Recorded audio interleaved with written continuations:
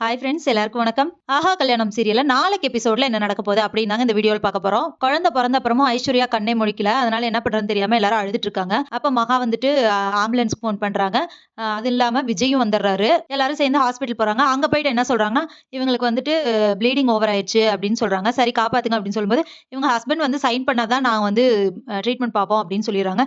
என்ன இப்படி சொல்றீங்க அப்படின்னு சொல்லும்போது, கரெக்டா இவங்க பேசிட்டு இருக்கும்போது சூர்யா வந்துடுறாரு. இவங்க ஹஸ்பண்ட் தானே, நான் கூட்டிட்டு வரேன். அதுக்கு முன்னாடி கேஷ் பே பண்ணிடுறேன். நாங்க வேணா பேசட்டுமா? உங்க ஹாஸ்பிட்டலோட சீஃப் கிட்ட வேணா நாங்க பேசட்டுமா? அப்படின்னு கேட்கறாரு. இல்ல, இல்ல பரவால்ல அப்படின்னு சொல்லிடுறாங்க. சரி அமௌண்ட்ட பே பண்ணுங்க அப்படின்னு சொல்லிடுறாங்க. சரின்ட்டு இவங்களும் போறாங்க. சூர்யா என்ன பண்றாருன்னா, போய் கௌதம் கூட்டிட்டு வரேன் அப்படின்னு சொல்லிட்டு போறாரு. இங்க வந்து சித்ரா வந்து கௌதம் ஃபோன் பண்ணிட்டே இருக்காங்க. ஆனா கௌதம் ஃபோன எடுக்கவே இல்ல.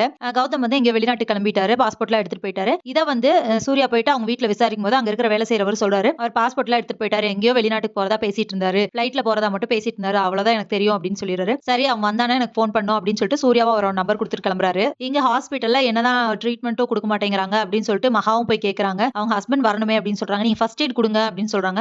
அப்ப நர்ஸும் போய் பார்த்துட்டு நாங்க ட்ரிப்ஸ் எல்லாம் போட்டுட்டோம். ஆனா அவங்க கண் முழிக்கவே மாட்டேங்கிறாங்க அப்படின்னு சொல்றாங்க. இப்ப என்ன பண்றது அப்படின்னு சொல்லிட்டு எல்லாருமே பதறிட்டு இருக்காங்க. அப்ப கோடீஸ்வரி உள்ள போறாங்க. உள்ள போயிட்டு குழந்தைய கொண்டு போய் ஐஸ்வர்யா கிட்ட குடுக்குறாங்க.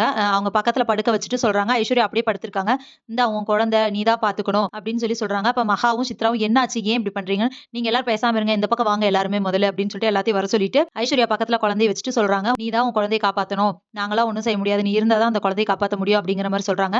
அது வந்து ஐஸ்வர்யா காதுல விழுகுது. சோ அவங்க வந்துட்டு கொஞ்சமா கான்ஷியஸ் வர்றதுக்கு அவங்களுக்கு வாய்ப்பு இருக்கு. இங்க வந்துட்டு கௌதம தேடி போனார் இல்லையா சூர்யா, அவர் வந்து கௌதம பிடிச்சிடுறாரு. ஏர்போர்ட் போயிட்டு அங்க போகும்போது பிடிச்சிடுறாரு. வாடா ஒழுங்கா வந்து சைன் பண்ணு. ஐஸ்வர்யாக்கு இவ்வளவு கஷ்டமா இருக்கு. காப்பாத்த முடியாதுன்னு சொல்றாங்க. நீ வந்து சைன் பண்ணணும்னு சொல்லிட்டு கூட்டிட்டு வராரு. வரமாட்டேன்னு சொல்றாரு கௌதம். இருந்தாலும் அடிச்சு இழுத்துட்டு வராரு சூர்யா. இங்க வந்துட்டு அவருக்கும் வந்து ஐஸ்வர்யாவோட நிலைமை பார்த்தோன்னா ரொம்ப கஷ்டமாயிருது. சோ அவரும் பேசுறாரு. ஐஸ்வர்யா என்ன மன்னிச்சிரு, நான் தப்பு பண்ணிட்டேன். எந்திரிச்சு வா, நீ நான் நம்ம குழந்தை நம்ம எல்லாம் சந்தோஷமா வாழலாம் அப்படின்னு சொல்றாரு. இதெல்லாம் காதுல கேட்டு கொஞ்சம் ஆல்ரெடி குழந்தையோட இதுல ரெக்கவர் ஆயிருந்த ஐஸ்வர்யா இப்ப குழந்தை பிறந்து இவரு கௌதம் பேசவுமே கொஞ்சம் கான்சியஸ்க்கு வர ஆரம்பிச்சிடுறாங்க. இப்ப கௌதம் வந்து தான் பண்ண தப்பெல்லாம் கொஞ்சம் கொஞ்சமா உணர்றாரு. சோ இதுக்கப்புறம் என்ன நடக்க போகுது அப்படிங்கறத இனி வர வீடியோல ஒண்ணுன்னா பார்க்கலாம் ஃப்ரெண்ட்ஸ். அது வரைக்கும் வெயிட் பண்ணுங்க. நன்றி, வணக்கம்.